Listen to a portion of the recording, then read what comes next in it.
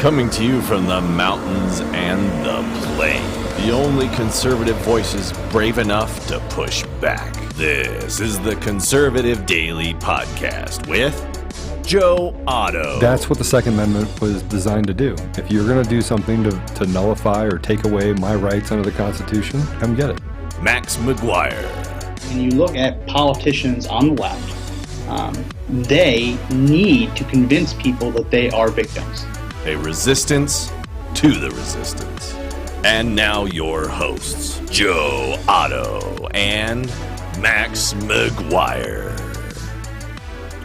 And welcome back to another edition of the Conservative Daily Podcast. My name is Max McGuire. And this is Joe Otto. And today we're going to do something a little bit fun. We're going to take a little bit of a different approach. And obviously the debate's on tonight. We're going to have our watch party / drinking game. Mr. Producer, I'll send you over the rules for the drinking game. I did publish them on actually, if you can pull them off of our Facebook page. It's saved as an image. If you can do that, we'll have a watch party drinking game tonight. We'll be going live at 8:30 Eastern on our Facebook and I guess on YouTube as well. No, actually, we'll just be on Facebook tonight because I'm going to be running the stream. That's not YouTube as well? We're not doing YouTube? No, because I can't do it on my computer. So we're just. Oh, Josh isn't here tonight? No, he is, but in order to make it work, I have to run it because he hasn't set up everything. But anyway, that's going to be tonight. 12 hours to set it up. That's going to be tonight. That's going to be tonight. We'll try. That's going to be tonight. Josh. Before we do that, we're going to do a mock debate. Our episode today is a mock debate. A bigly debate. Well, there's debate over whether Trump ever says bigly or big league. I think he says big league, but we're not going to get into that. So this is how it's going to work. Our producer, Josh, is going to have a microphone. He's going to ask us the questions. So he's going to play Chris Wallace for the mock debate. And since neither one of us want to dare try into the brain of Joe Biden, that's something Buzz really wants. We're not going to bother with that. We're just going to answer the way we would want. What's up? You keep breaking up. You are kind of breaking up for us, partner. Yeah, it's not me. My internet is fantastic. So it's probably something related to the problem we used to have. Anyway, we're going to be doing our mock debate. Neither one of us want to have. I don't think so, buddy. Want to be into the. Okay, well, right. I have literally 400 meg down right now. We're going to be doing our mock debate. Neither one of us wants to be Joe Biden because that's a realm that we don't want to get into. I don't think we'd ever be able to recover from trying to live in the head of an Alzheimer's patient. So we're both going to give answers as if we were Donald Trump, the way we would want Donald Trump to give the responses tonight. So that's the way it's going to go. Go ahead and leave some comments on what questions you think are going to be asked. I think we put together a pretty decent amount of questions. Make sure that you all like, comment, and share the video on Facebook and on YouTube. Make sure you give us a thumbs up. Make sure you hit the subscribe button and then you hit the bell for notifications. So this is going to be fun. Mr. Producer, are you ready with your mic? I am, Mr. McGuire. Okay, and you're coming across live. You're not just in our ears. No, I am seeing myself coming across everything, and if you want to ask our wonderful audience out there if they can hear me, I'm sure they will be happy to answer for us. Okay. So I can hear Josh. If you can't hear Josh, let us know in the comment section. So we're going to get going. We're going to alternate who goes first with the questions. So, Joe, I'll let you go first. We're going to be answering as if we are Donald Trump. We don't have to do the impersonation. That'll probably get old for a couple months. Hey, who's it going to get old for? It's not going to get old for me. It will. We're going to give the answers as if we are Donald Trump, what we want Donald Trump to say, how we want him to respond. So go ahead, Mr. Producer, you can kick it off. All right, gentlemen, thank you very much for joining us tonight. Mr. President, 4 years ago, you promised to make America great again. Where have you succeeded in making America better than it was 4 years ago? So all right, I'll just answer it. So we've accomplished a great deal in nearly every aspect of our society. It's hard not to overstate. I don't want to try not to overstate. You know, we got these fact checkers out there. So first of all, I just want to give a shout out to the fake media. You know, I was the first person to come out and call the fake media what they are, fake news. But in other news, I signed the First Step Act. And what was really important about that is over the last 4 or 5 decades, it's been really important that We removed mandatory minimums, and we did some prison reform. We also removed a ton of regulations that were affecting businesses, including the Clean Power Plan, which was an Obama administration illegal act that basically killed jobs. We withdrew from the Paris Climate Accord, which was unfair and largely illogical. We signed the right to try legislation. So we have people that are dying in our country, and they're being told that they can't try what could be life-saving drugs. And so in signing that, we gave them the opportunity to try experimental things in the marketplace. We defeated ISIS's caliphate, and we killed al-Baghdadi, right? For the last 8 years in the previous administration, and largely due to leftist ideology, this terrorist organization flourished in the Middle East. Tax reform. We had record cuts across the nation that affected American families. That was needed for nearly 4 decades. We reshaped the federal judiciary, appointing over 200 judges. We also have appointed 3 Supreme Court justices in that 4 years. Yeah. We built a wall in the South. We canceled the NAFTA agreement and rewrote the agreement that made it more fair for America. So, can I still go on? No, Mr. Otto, you are at your 2 minutes. Thank you for answering that question. Because I have to tell you, I could keep going. We could go on for days. I'm reclaiming my time. I am reclaiming my time. I need just a couple more minutes. I am reclaiming my time, Mr. Otto. Thank you very much. Mr. McGuire or Biden or however you. No, I'm not Biden. I'm not very doing good. that. Very good. We're both doing Trump. Understood. I'm sorry. I got Richard confused. says he All right. can't hear me. Yeah, can you hear me? Turn up Joe's volume a little bit. Can you turn up my volume a little bit? So 4 years ago, me, Donald Trump, I promised that I would make America great again. And I was never talking about any one specific moment in time that I wanted to go back to, but there are moments in our history at different parts where different aspects of America was great. We want to go back to the employment levels of post-World War II, where everyone who wanted a job got a job, right? We want to go back to the 1960s in the civil rights movement to make sure that Black Americans, African Americans have their rights protected, right? I want to go back to after 9/11. I want to go back to September 12th, 2001, a time when all Americans worked together. We weren't Republicans or Democrats. We were one nation. So that has been my goal, to bring us back, not to one period in time, because if you go back in our history, we're not perfect. At any given point, you can find things that were wrong with America, places that we went astray. We've never been perfect. We're always striving to achieve that perfect American dream. But at different parts in our history, we did have very, very good economic growth. We had great jobs numbers. We had record increases in the rights for minority Americans. You look at women's suffrage, stock market. And then, yes, after 9/11, when Republicans and Democrats put aside their differences and worked as one 60 for seconds. the good of the country. So that is... Come on, so that man. is what I... You gave him more time than me. No, you had 2 minutes. When I said make America great again, that's what I was talking about. And I think that we can all agree that in the last 4 years, we've made significant improvements. The last couple months with the China virus notwithstanding, we had record low unemployment numbers for every nationality. Women were almost at a record high for employment. We didn't quite reach it, but we were very close. So if you give me another 4 years, I promise that we will continue on that trend and we will continue to make America great. Thank you very much, Mr. McGuire. Yeah, it was pretty good, left. Max. I mean, Put it together. That's quite what do you impressive. have? Yeah. All right, Mr. Hey, Otto. we were able to secure, by the way, the 2028 Olympics in Los Angeles. Mr. Otto, you had your 2 minutes. Hey, listen, I was trying to just add to it. I was trying to make sure that we understood all the great things that President Obama has done. We're going to need to check. I mean, we're going to check Joe's ear to make sure he's not getting answers fed into his ear. We already had an inspection. We brought in a third party to make sure he had nothing in his ear, and we can confirm that nobody actually checked his ear. I was whispering to Max, like, stock market. It's up again. All right, this next question goes to Mr. Otto. The New York Times... No, it doesn't. It goes to Max first. It doesn't mean we alternate, yeah. Yeah, come that on, way man. I don't just get to follow Chris him. Wallace clearly needs a better job. The New York Times released a report claiming that you paid no taxes for 10 of the 15 years leading up to the election. Why should Americans vote for a billionaire president who pays less in taxes than they do? So it's really interesting. Joe Biden has been in office for 47 years. If you actually look at the history of our country, we're 243 some odd years old. Joe Biden has been in politics for about 20% of the time that America has existed. And during that time, he's been able to vote on a number of tax bills.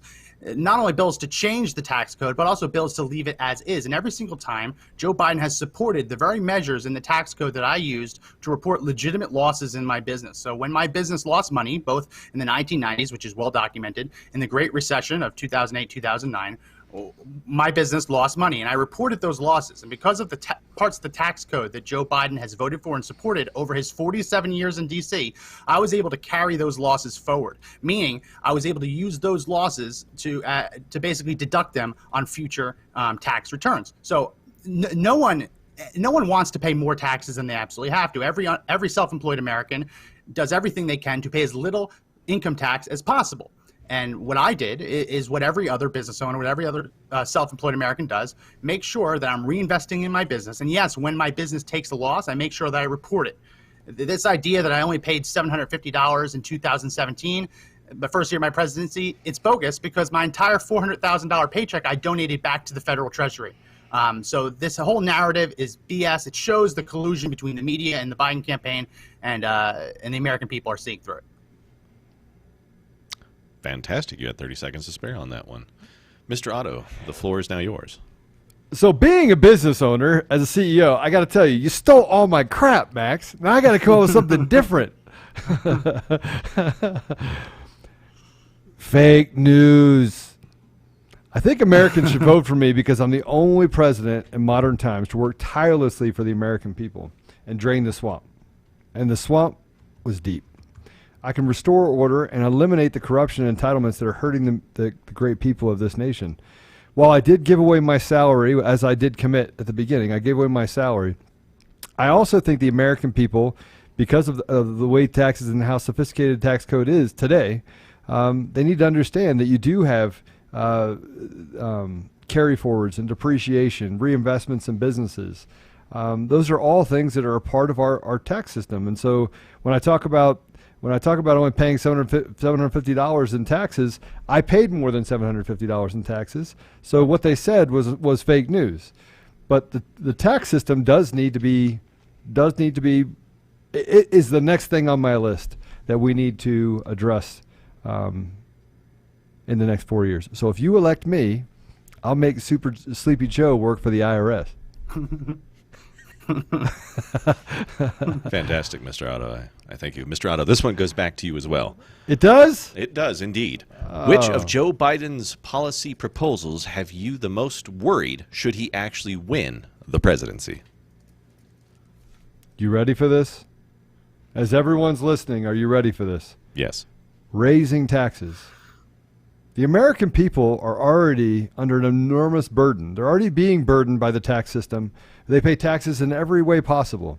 And Joe Biden has committed that he's going to raise your taxes, forcing your family to work more. Not just your mom working, your dad working, but making your family forced to have a two-working family. So the other thing is that if you look at Joe Biden or his running mate, Kamala Harris, they have voted to put more minorities in prison, keep them in prison. They voted for things that actually work against the minority community. They've actually created the legislation that, frankly, has caused the school-to-prison pipeline that has existed for many decades. So I'm worried about every part of America. I'm worried about the moral decay of our country. I'm worried about minority communities suffering, having higher unemployment. I'm worried about everything that this man is going to do to return us to a place that created a burden for America and put foreign interest above that of those who live in America. Thank you. Vote for me, please, because your country is going to go to hell if you don't. Fantastic, Mr. Otto. Thank you very much. Mr. McGuire, the question now goes to you. So I think that there's a lot that the other Donald Trump mentioned that is very important to talk about. But I'm going to talk about a couple of things that I don't think that Joe Biden wants to admit to the American people. When he says he doesn't want to take your guns, he actually absolutely wants to take your guns. He wants to redefine what constitutes an assault weapon to actually also include handguns, include common shotguns, include the most popular rifles in America. He is talking about coming for your guns, and he wants to put Beto O'Rourke in charge of doing it. When Joe Biden says he wants to get rid of my travel ban into the United States, what he's talking about is a 400% increase in refugee resettlement into the United States. I don't think any of us can say during a time when we have a pandemic, when we have lots of Americans unemployed, both in blue-collar jobs and white-collar jobs, I don't think anyone actually thinks that now is the time to be bringing in 400% more refugees than before. When Joe Biden talks about not deporting anyone for 100 days after he starts his administration, that's 100 days where illegal aliens will be able to go through the country and literally do whatever they want without fear of being deported and removed from the United States. And then, of course, there's the issue of defunding the police. Joe Biden claims he doesn't want to defund the police, but what he actually says is he wants to move the money somewhere else. So instead of funding police officers to go on things like domestic violence calls, he wants to send social workers there, which is what we saw in Pennsylvania when police were called to a domestic violence call. The guy ran out of the house with a knife, and the officer was forced to shoot him dead on the sidewalk. You send a social worker on those kind of calls, the only thing you're going to get are more dead social workers. So I think when you go down the list of all the things that Joe Biden's promising to do, every single one will hurt America. Every single one will hurt the progress we're making. And I don't think anyone actually wants what he is proposing. So vote for Donald Trump. Fantastic. You guys have not taken your full time. I will remind you, you are given 2 minutes, and you are simply doing yourself a disservice by not taking the full 2 minutes. We might need to make it quicker because we have a lot of questions. Can we just add to it? Let's just add to it. Can we add to it? I would like to move on to the next question. Yeah, Chris Wallace is in control. Mr. McGuire, this question starts with you. As you mentioned, when you nominated Amy Coney Barrett, when a vacancy on the Supreme Court arises, the president shall nominate a successor. But in 2016, you said that you wanted Antonin Scalia's seat to remain open until the 2016 election was decided. What changed? Well, I think in that instance, you had a very different situation where you had the Republicans take control of the United States Senate in 2014. So you had momentum on their side. The Senate that was elected at the time was Republican majority, and the American people decided that. They took the Senate away from Democrats and handed it into the hands of Republicans. And you go through history, you will not find a situation where Republicans, or one party was in control of the Senate, the other controlled the White House, and that close to an election, the Senate majority voluntarily agreed to confirm the White House's nominee. And if you actually go back to the 90s, it was Joe Biden who made this rule. Joe Biden said that when the parties are different between the Senate and the White House, you do not confirm a nominee during the election year. So by Joe Biden's own admission, when the parties are the same, that suggests that you do. And I think what you see in this moment is you see the Republicans control the Senate. They won a Senate majority. They actually increased their majority in the 2018 midterms. I obviously won the presidency on a promise to appoint strict constitutionalist judges. The American people voted for this, and the president is the president all 4 years. And if a vacancy arises, I have every right to fill it. And the Republican majority in the Senate, which increased by a couple seats in 2018, have every right to confirm the nominee. Thank you, Mr. McGuire. Mr. Otto, the question now goes to you. Well, since Max is going to since the other President Trump keeps taking all my ideas, and since he wrote these questions. In 2016, we were talking about when President Obama was in office. There was a Republican majority in the Senate, so going through that confirmation hearing could have been moot anyway. But more importantly, President Obama could not be reelected in 2016, right? So with all the election fraud coming from Sleepy Joe's supporters and the attack on our nation with riots and looting and things that are happening, and my commitment to appoint constitutional conservative judges. It's my duty, based upon everything that's going on in our society right now, of the left basically trying to steal the Constitution and instill a socialist Marxist ideology. It's my duty to appoint a Supreme Court justice. And frankly, I think it's there's too much at stake in our nation if I were to leave that in the hands of what could be a contentious and disputed president election results. So to dovetail So off that, elect this one goes President back to Mr. Donald Otto. J. Trump. What do you say to the people who call you a hypocrite for changing your stance like that? I never changed my stance. The circumstances were different. So I didn't change my stance. The circumstances were different, and the circumstances right now it critically require me, based on the fact that we have a Republican Senate, which will confirm this candidate, and to make sure that our nomination is put through before the election, the election is decided for next year, for the next term. That's it. I don't even need 2 minutes. That was real easy. Mr. McGuire, the question is to you.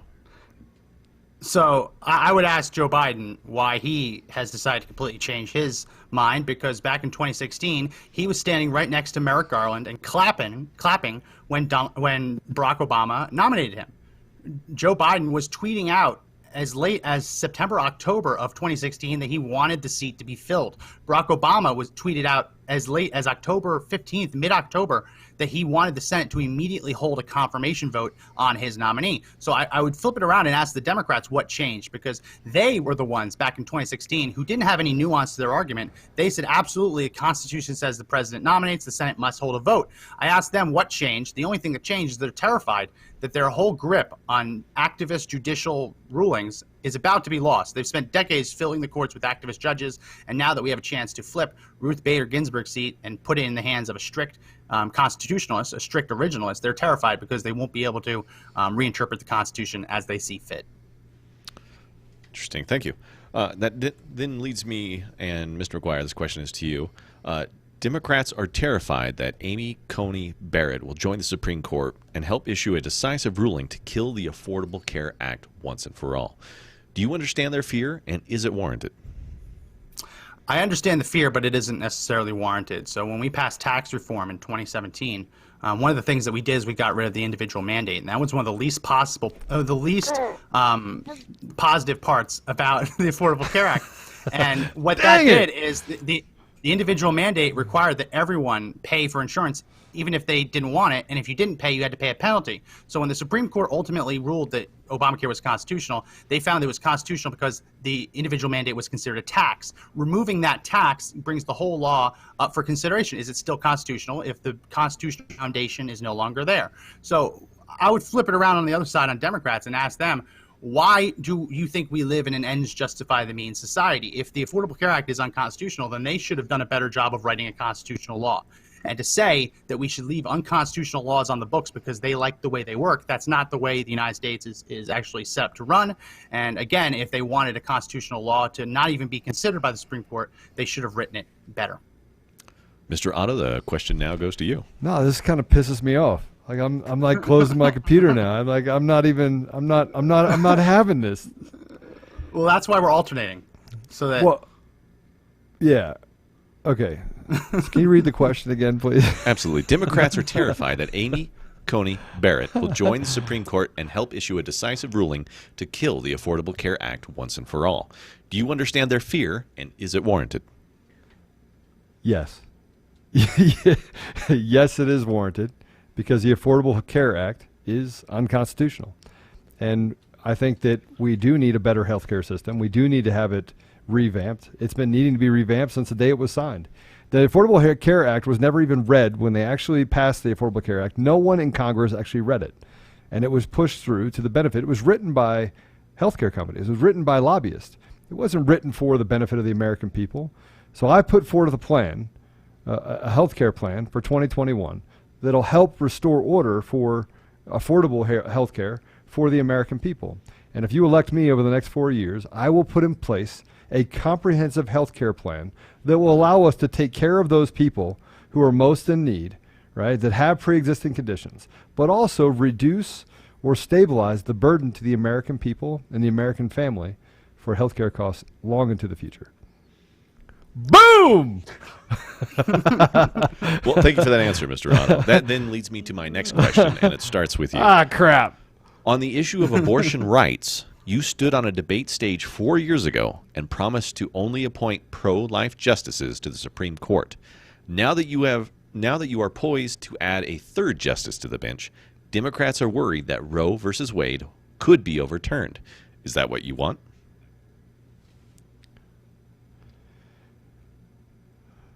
Tough So question. this is how I want him to answer. All right. So for those of you who are listening, I'm just going to preface this by this is how I'm going to answer it. And I know that President Trump's probably not going to answer this way because he has voters on the fence. Yeah. But the answer to that question is unequivocally yes. The right to life is fully protected and should be fully protected. It's a sacred it's a sacred thing that happens, right? That's endowed by God. And so I do believe that Roe versus Wade has led to millions of babies being killed. And so in putting another conservative judge on the Supreme Court, I hope that they take another look at Roe versus Wade and that they narrow the scope of which babies can be killed in this country, which, by the way, is disproportionately affecting minority communities all across this nation. Thank you. Vote for Donald J. Trump. Mr. McGuire, the question's to you. Do you need me to read it again? No, I remember it. So do I want the Supreme Court to do anything in one way or another? The answer is no. I want the Supreme Court to decide what's constitutional and what isn't constitutional. And the way that Roe versus Wade was actually decided is a farce. This idea that an unborn baby in a mother's womb is not considered a human life is ridiculous. The Supreme Court, when they decided Roe versus Wade, set this absurd idea of viability, which is the point at which a baby can survive outside the womb. But if you notice, viability has never actually gotten earlier in the pregnancy as medical technologies have advanced. They still have kept the 1970s idea of viability, even though now in NICUs and in hospitals, they're able to have babies survive earlier and earlier when they're born premature. So do I want Roe versus Wade to be overturned? I do. I absolutely do. Am I expecting that anyone I nominate to the court will do that? No. I expect them to decide, to call the balls and strikes, decide whether it's constitutional or not. But I also expect that if we as a country are sending probes to Mars to search for life, and if a robot finds a single bacteria, that robot will have found life on Mars. If that is the standard, I expect for the United States of America to consider a baby fully formed with eyes, nose, a mouth, fingers, toes. I demand that the United States consider that to be life as well. Dan, that was a great response. Max, that was like the Nobel Peace Prize response right there. I wish I had an award here somewhere. I'm ready to. Here you go. This next question goes to and starts with Mr. McGuire. Mr. President, you have been criticized for how you have handled COVID-19, with some even claiming that you are responsible for every single death in this country. Do you take responsibility for the pandemic? The floor is yours. So if we're going to talk about the numbers, the fatality numbers, I think we also have to consider the fact that that number is not completely accurate. The number that CNN puts on their screen all day long, ticking upwards, is not a completely accurate number because as we've seen in the news, people have died from other causes and been listed as a COVID-19 death. There was a man in Florida who was struck by lightning while repairing a roof. He was considered COVID-19. There was another man in Florida who shot himself in the head, and he was listed as a COVID-19 death. We've seen places like Milwaukee where health commissioners are requiring that COVID-19 always be listed as the primary cause of death, even if there's 6, 7, or 8 other likely causes of death. So I want to take that with a grain of salt. But if we're going to talk about the numbers, I don't think you can accuse me of being responsible for every single death when it was Democrat governors in New York, New Jersey, Pennsylvania, Michigan that deliberately sent COVID-19 patients into nursing homes after we knew that the elderly were the most at risk for contracting and dying from the virus. So if you are able to identify points, if you're able to identify points where we made mistakes, I am happy to discuss those. But you cannot say that I am responsible for every single death in this country when there are Democrats who willingly and deliberately sent infectious COVID-19 patients into nursing homes. Thank you, Mr. McGuire. Mr. Otto, the floor is now yours. Same question.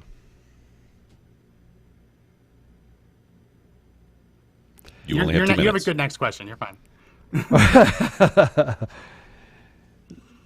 So it's easy to criticize. It's easy to criticize me for what I did, how I handled the COVID-19, the Kung flu. He's gonna say it. You know he's gonna say it. I want to. Any death that we have in America, obviously, is unfortunate, but we're dealing with a we've turned this into a political battlefield, and that the pandemic is really a plandemic. And it was, I told you I was going to answer this one right, because I actually don't believe any of this stuff. Listen, you can give the same response as I do. Just because I say something doesn't mean you can't say it, right? Well, now I can't, because you just said that I gave you permission to say it. So now you know I'm not going to say it, right? Look, it's a flu. It's a virus, right? I think that the virus came from China. I think China is attacking the American people, attacking the whole world, right? And they're trying to punish people, and have it came from their what is it called? Factory, their lab in Wuhan, right? And killed all of their own people, and then sent that virus all over the world. And they knew what they were dealing with. And then you had people on the Democrat side that, by the way, they poorly handled their own countries, or excuse me, their own states, countries. I sound like Sleepy Joe there for a minute. Yeah. But no, I'm not responsible for all the deaths that happened in this nation. Although I feel very badly for everyone that lost someone. But all the statistics are fake news, and I know the virus is real. Mr. President, we should refrain from saying everything is fake news. All right, next question. I told you we're going to have a little fun here. Oh, boy. Mr. Otto, the question is to you. What? Go ahead, Max. What? No, go ahead. Very good. Saved by the bell. Mr. Otto, you are very rarely seen wearing a mask. You have said that you will wear a mask when it is necessary, but since everyone who meets with you gets tested, it's not always required. Democrats say that you have missed an opportunity to serve as an example for the American people on the utility of masks. Do you regret not wearing a mask more? No. No, I do not regret not wearing a mask more. I wanted to end it there. But since Sleepy Joe over there, Joe, you okay? You okay over there, Sleepy Joe? You look like you're about to fall over. But seriously, I have such a really good smile that I'm not sure I want to hide this smile behind a mask. And I don't want to pretend that this virus, which, everyone's tested that's around me, they use Clorox bleach bottles everywhere, right? And fumigators, and I'm pretty safe in this environment, that I should wear a mask. I think the American people are smart enough to pick their own risks. This is America. They have the freedom to choose, and I'm sure that they can make good choices for them and their family. Mr. McGuire, the floor is now yours. Same question. So I've worn masks when I need to. When I'm in places that are outside the White House and I don't have control over who's entering and leaving the room, I wear masks.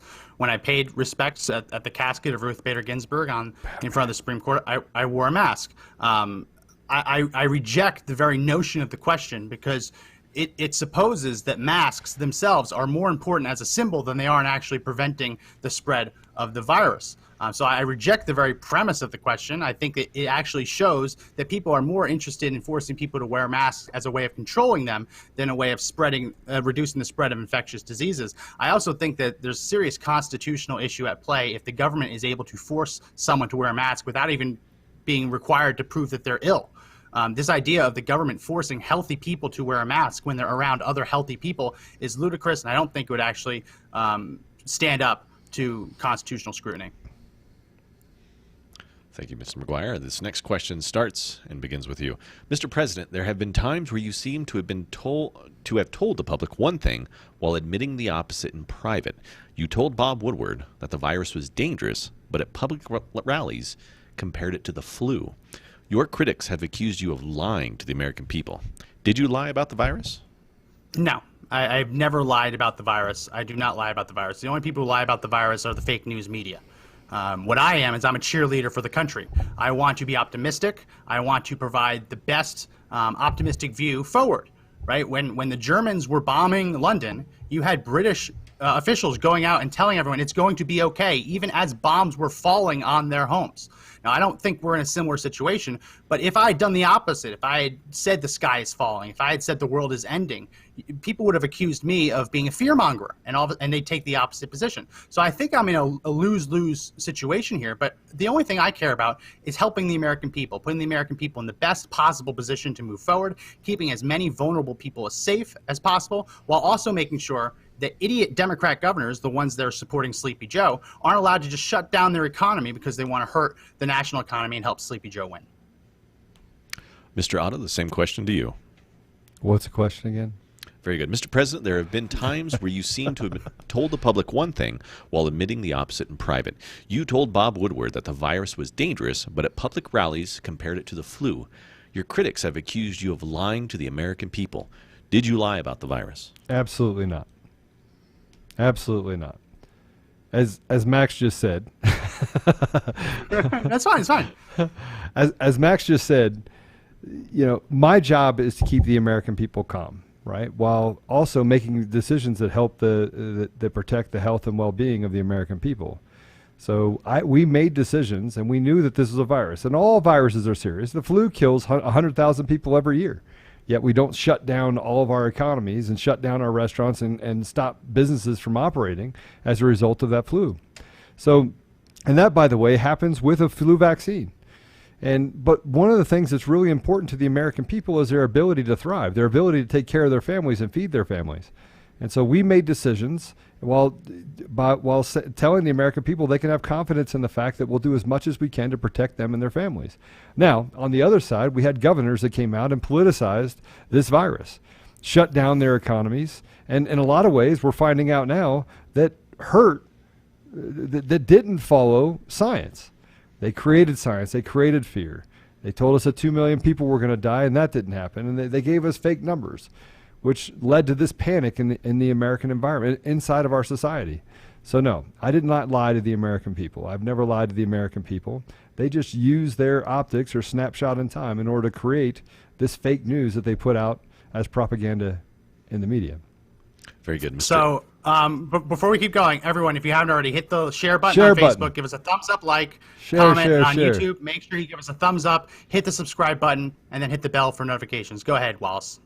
Mr. Otto, this question will be a 60-second question, so please make your answer as brief as possible. These are 60-second questions? Yes, sir. We are in the lightning round, as it were. Mr. Biden has said that if he is elected and the scientific experts recommend that he shut down the country, he will do it. What would happen to the country if that were to happen? 60 seconds. If they shut down the economy, if Joe Biden is elected, it would be the most dangerous time for the American family in history. American families will find themselves deep in poverty. We will find ourselves deep in debt. We'll be pushed to an environment where the socialist Marxist agenda becomes a reality, where 1984 Orwell, right, really happens. What's already happening, where good is bad and bad is good. Look at what is happening now in the country, just with what all Sleepy Joe's supporters are doing in the streets. Look at Portland and Los Angeles and Minneapolis. So if Joe Biden is elected and the scientific experts, which are, which by the way aren't following science today, we will be living in a much different America, and an America that will strip people of opportunity and take away what many people have fought for many generations before us to keep us a free nation. Thank you, Mr. Otto. Mr. McGuire, the floor is yours. 60 seconds. So I think that everything Joe just said is absolutely right. Obviously, if we lock down the economy, we'll have record high unemployment. More businesses will go under economic devastation. But I also think that Joe Biden is lying. I think that he's gaslighting the American people. I don't think he actually intends to do it. I think that there is a contingent of the people pressing the lockdowns that only want the lockdowns to hurt me going to the election. Sorry, not sorry. I said it. I don't think it's a coincidence that Washington, D.C. is resuming in-person classes the Monday after the election. I think after the election, you're going to see a lot of these lockdowns that we have go away. We're going to see the restrictions get lifted. And if Joe Biden wins, I have a feeling that CNN is going to take down their coronavirus death counter. I think you're going to see a lot of this coverage and a lot of the policies confronting coronavirus change, because I do think there's an element of it specifically designed to hurt my re-election prospects. Thank you, Mr. McGuire. The next question, 60 seconds as well. Right now, there are 13 million unemployed Americans. Who's to blame for this? So I think it's obviously China. Yes! China virus. China, we wouldn't be in this position if it wasn't for China. If China didn't send us the virus, then we wouldn't be facing more than 13 million Americans unemployed. China could have stopped it from leaving the country. China stopped it from leaving Wuhan into other areas of China, but they didn't stop it from leaving Wuhan and going to other countries. So I do think that China plays a big role here. I also think, just as we mentioned with Democrat governors and mayors making horrible decisions when it comes to mortality rates, I do think that if we're going to talk about unemployment, I did not lock down economies. I locked down the borders to protect us. We'd have 2 million people dead if it wasn't for me shutting down our borders to China and Europe. 2 million. I did that. Joe Biden said it was xenophobic and racist to do it, but I saved American lives doing it. It was local politicians, county politicians, state politicians who are the ones that said you cannot open a business. That says it's okay for Target to be open, but the mom and pop boutique store cannot. Your time's up. Quit taking all my stuff. Your time is up, Mr. It's McGuire. Your time is up, Mr. McGuire. Thank you very much. Mr. Otto, the question now goes to you. China.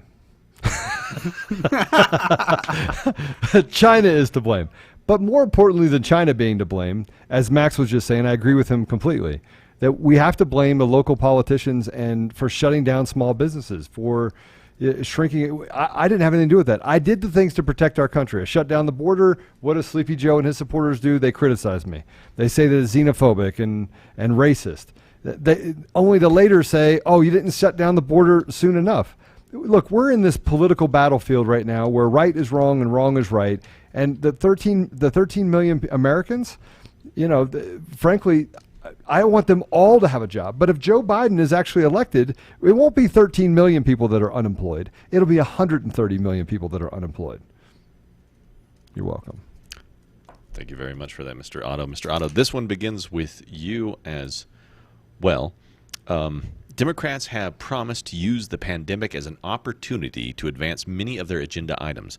Joe Biden's campaign slogan is even "Build Back Better." You've called these proposals socialist. Why? Because they're socialist. Because they're Come on, Chris. Can you give me a better question than that? That's a terrible question. Please stick to the questions, Mr. Otto. Build back better to what? Build it back better to what it was when we were on a lightning ship or a rocket ship up, where the stock market is at all-time highs, where the American people have more money in their bank account. Is that what we're building it back to? Because if we're building it back to that, then we just need to elect me for another 4 years. If we put Joe Biden and his cronies into the White House, what we're going to have is more regulation, pressure being put on the American people, families being forced into an environment with more government where the only opportunities they have are to work for government. That by itself is socialist. So, I think that Joe Biden, by the way, came up with his campaign slogan. Joe Biden. Joe, what's your campaign slogan? That is your time, Mr. 180 Otto. years. I've been in office 180 years. All right, the question now. That's a terrible question. The question now goes to Mr. McGuire. 60 seconds. Yeah, I think this idea of building back better, I think it's ludicrous. I do think that there's always going to be people who need help in this country. But the idea of radically changing our economy and completely changing it from a capitalist model to a socialist model is ludicrous. It's insane. You build back better by removing the constraints that government has put on businesses, namely these lockdowns, and allow businesses to actually be in business again. People don't need a handout. They need to be able to open up their doors and let people in to do business in their establishments. Waitresses don't want to be paid to be sitting on the couch. They want to be actually allowed to serve tables. So that's the criticism I have with Build Back Better. It's one thing if we want to talk about the people that need help in this country. It's another thing to say that instead of allowing people to work for what they need, just to get it from government. Thank you for the answer, Mr. McGuire. Mr. McGuire, this question begins with you. Many Americans believe that while the economy is recovering for some, they are being left behind. What will you do to ensure that the economic recovery and gains are felt by all Americans? So I think we have to go to the founding fathers and actually talk about what the purpose of the United States is. It's not to provide for happiness, it's to protect people's pursuit of happiness. The government is not supposed to be the entity that ensures that you can feed your family, that you can have a roof over your head. They're there to protect you when catastrophe strikes and you cannot take care of yourself. That's why we have organizations like FEMA. The government needs to get out of the way. And the best way to help all Americans is to give them a good paying job. We've seen, since I was in office, we've seen 7 million Americans get off of food stamps. I didn't kick them off. They got off of food stamps because they no longer qualified, because they had a good paying job.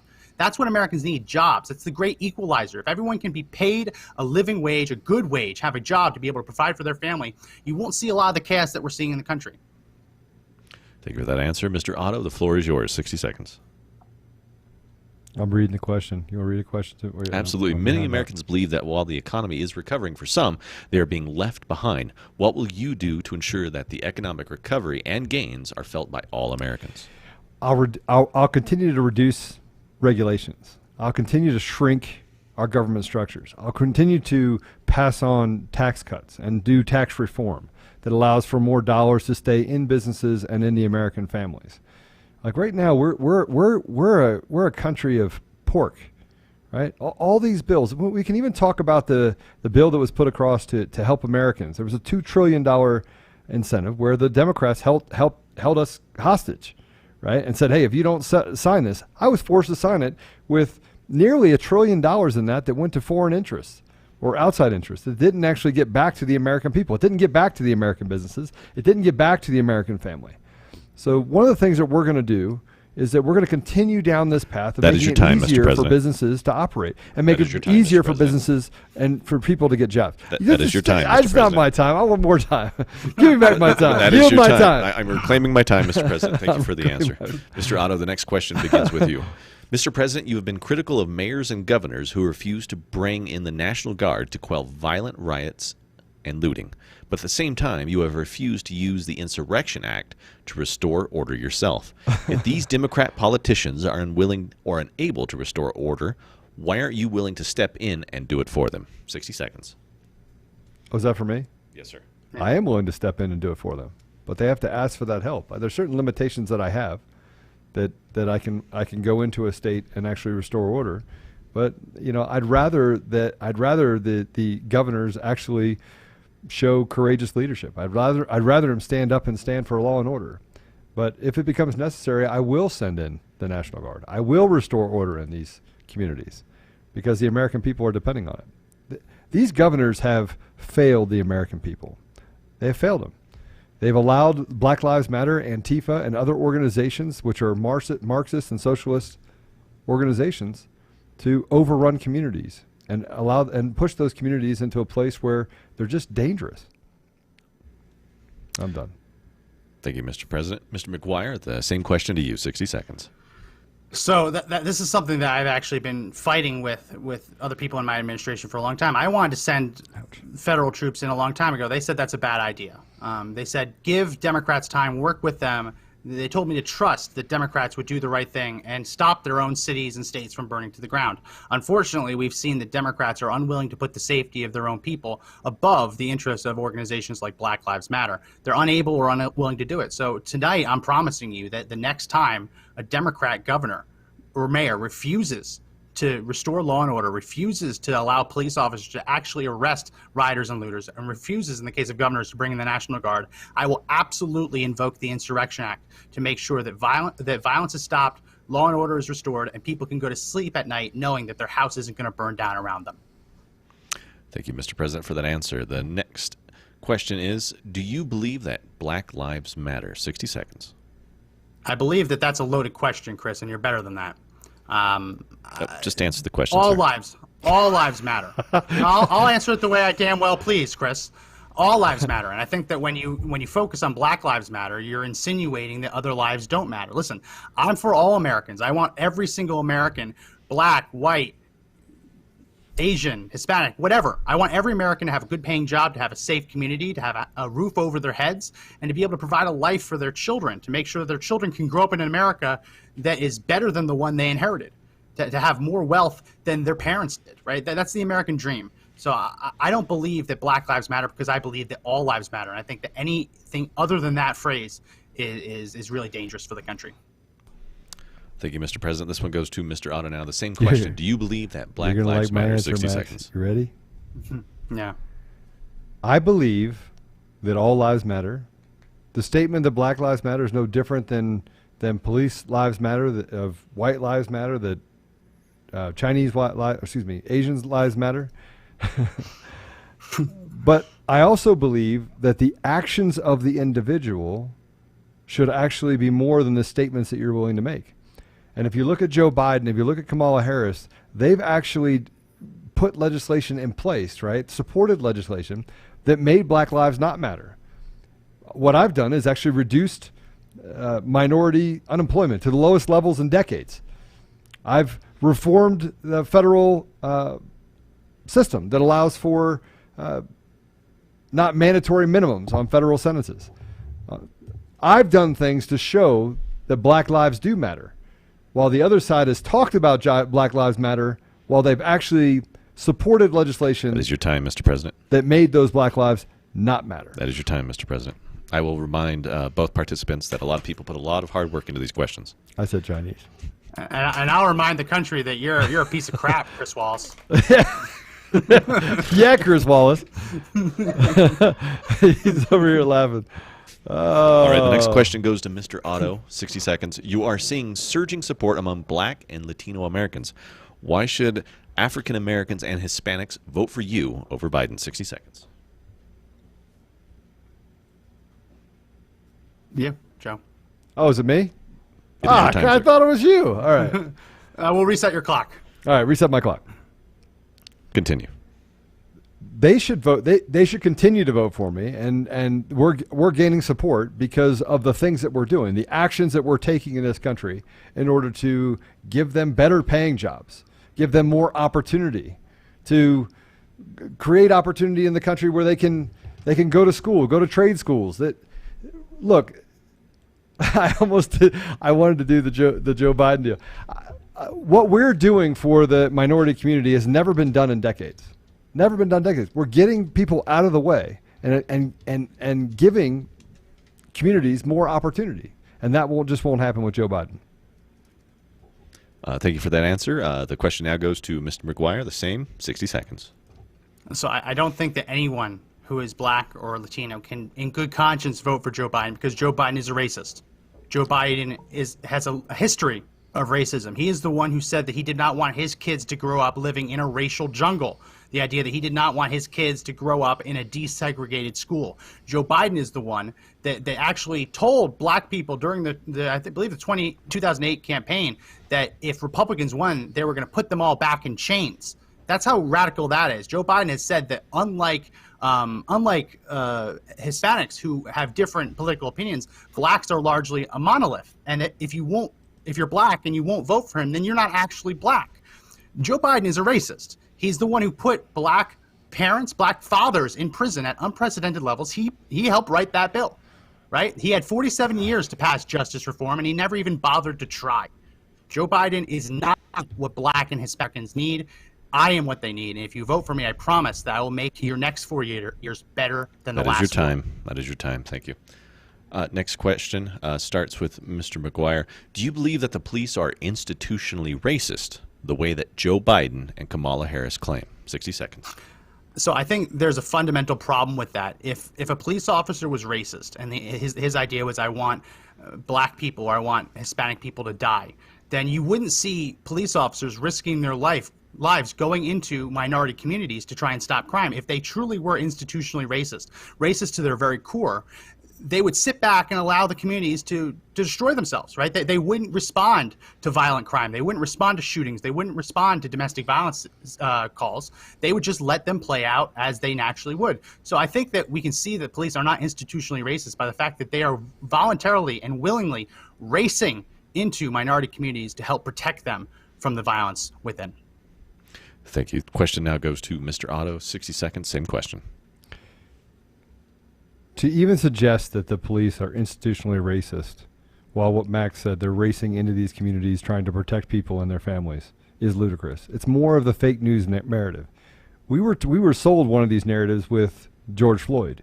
They said that the police officers, they made it seem as if the police officers woke up one day and decided, hey, we're going to kill a Black man today. Yet the videos that came out several months later told a different story. So much like everything that Joe Biden and the loony left does, they create a false narrative. So is there always opportunities for us to have better accountability? Yes, there are, and we're working towards that. And many police departments have instituted things that allow for higher amounts of safety in the community, but also accountability within their department. So no, I do not believe that institutional racism, the way that they've actually stated it on the loony left, actually exists. Joe, you still with us, Joe? You look like you're falling asleep over there, Joe. We will not badger the other participants. Hey, Chris, this is sit down. Oh, you're already sitting down. All right. Let's keep Joe's this clean, gentlemen. Joe's already pissed and shit himself at this point. The next question now goes to Mr. Otto. We will refrain from cursing over live TV, gentlemen. I did not. It was Max. I will it just say Max. this. Please refrain from that. Yeah. So the next question goes to Mr. Otto. You have been highly critical of mail-in voting. Why? Well, I think you're seeing, Chris, you're actually seeing that it's a major problem today. In Pennsylvania, we had a temporary worker that actually threw away ballots that were from our troops, our American troops who are fighting and defending our country. Their ballots were actually thrown in the trash. You have Ilhan Omar up in Minneapolis, which is paying people to actually harvest from the Somali community, harvest ballots. We have a massive fraud issue, and I don't think that mail-in voting should be instituted, especially the way that the loony left has stated, until we can actually put in safeguards that make sure that the integrity of the election is maintained. Thank you for that answer, Mr. President. Mr. McGuire, the floor is now yours. We got a question, couple good presidents here, huh? Yeah. So for a long time, I've advocated for voter ID, and voter ID is impossible when you have mail-in ballots. Sure, if you were to go in person, you could require that they show an ID, but most states allow for you to apply for a mail-in ballot without ever showing your identification, without ever proving that you are who you say you are, where you say you live. Democrats are racing around the country to try and get rid of the actual protections to prevent fraud, the protections that make sure that ballots are signed by the right people, that they have witness signatures. So I oppose mail-in ballots the way that Democrats have dreamed them up, because it is ridiculous to think that anyone should just be able to send in a ballot, no questions asked. Just like how I want to make sure that people in person show ID, I think that mail-in ballots are just way too vulnerable for fraud, way too dangerous. And you just can't have it. You can have it. There's a difference between solicited and unsolicited ballots. If you're going to ask for a mail-in ballot, that's one thing. But these unsolicited ballots that Democrats want to just send millions around the country, Mr. President. Devastating. That is your time. Thank you very much. This next question goes to Chris Mr. Wallace. I saw that he had 5 more seconds. Mr. President, I am the moderator of this event. Please just try to pay attention. Joe. What's that leaking down your leg? Mr. President, Joe! Mr. President, now I've lost my place. One of you is going to answer this now. This week we have seen explosive allegations in Minnesota and Texas concerning ballot harvesting. Why is ballot harvesting dangerous? The floor is yours. 60 seconds. So ballot harvesting is dangerous because if you don't control, listen, if you ask for a ballot yourself and you send it in yourself, that's one thing. But what ballot harvesting is, it's to allow paid political operatives to go door to door to collect people's ballots. So most states limit who's allowed to take possession of someone's ballot. It tends to have to be a postal worker, a poll worker, a family member, or a registered caregiver. That's because once that ballot changes hands, the likelihood for fraud skyrockets. What Democrats want is ballot harvesting, which is where you pay people to collect ballots. And there's lots of intimidation, there's lots of fraud. So no, we should not allow Democrat operatives to go into nursing homes to convince elderly dementia patients, talk about you, Joe, to fill out ballots for the candidates that they want. We should protect the election. Joe. We should protect our seniors. Not you, the other Joe Biden. Please let the president answer. Seniors. We should protect our seniors. I think our senior citizens, people in the greatest generation, deserve better than being in an elderly care facility, being in a nursing home, and having a Democrat operative steal their vote for them. They deserve better. Very much. Mr. Otto, the question is to you. 60 seconds. I think that ballot harvesting, as Max was just saying, ballot harvesting is dangerous, right? Because it actually affects the most vulnerable parts of our community and their ability to actually vote. So they gather up these ballots, many of which haven't been filled out. They fill them out on their behalf, and there's a lot of fraud that's in those environments. But more importantly, you see political operatives on Sleepy Joe's side. Joe, quit sniffing that. Joe, I said stop sniffing it. Just answer the question, Mr. President. What? So you see that what they're doing in Pennsylvania by legislating through the judicial process, what they're doing in Wisconsin, now what they're doing in Texas and Minneapolis. This is a very dangerous environment where the American people's voice is not heard. It's only heard by the radical few. And that radical few is that of Sleepy Joe and his comrades. So I think that ballot harvesting is not only dangerous, That's it's your illegal. time, Mr. President. Thank you. All right, the last question is going to be a 90-second answer. And last one, we will start with Mr. Otto. Will you commit to a peaceful transfer of power if Joe Biden wins in November? 90 seconds, Mr. Otto. I believe in the American experiment. I believe that if Sleepy Joe Biden, if the American people actually elect him, then I will obviously do what many other presidents have done before, and I will peacefully transfer power over to Sleepy Joe. Now, do I think that the American people are actually going to elect Sleepy Joe? No. I think the American people are smarter than that. They deserve better than that. Because Sleepy Joe and his comrades, these are people that don't care about the American people. They care about the essence of power, being in power and pushing down on the American people and taking away the opportunity and treating you as if you're stupid. So no, I will 100% will support a peaceful transfer of power if Sleepy Joe actually wins in November. But the things that we're talking about above this, the ballot harvesting and the voter fraud, and all the things that Joe Biden represents, I believe that America deserves better. Vote Donald J. Trump. Thank you, Mr. Otto. The same question is posed to Mr. McGuire. You have 90 seconds. Don't say no. Just whatever you do, don't say no. So the really interesting thing about all of this is Twitter, Facebook, Google, all of these big tech companies have actually come out and said, I am not allowed to declare victory on election night. That if I believe I've won the race, I am not allowed to declare victory. But in the very next breath, you, piece of crap Chris Wallace, are telling me that if Joe Biden is declared the winner, that I have to just bow down and accept those results. Joe Biden's campaign has already hired over 600 lawyers to go around the country and contest election results.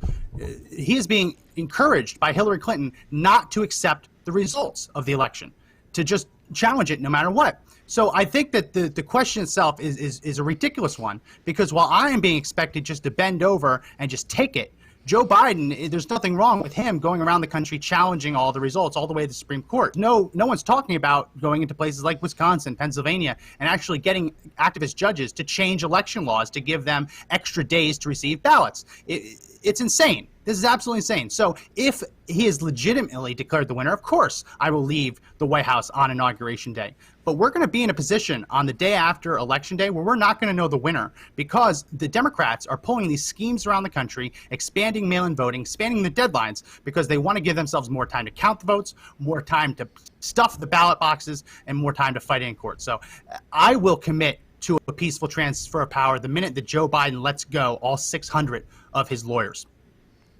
All right, so can I have another minute?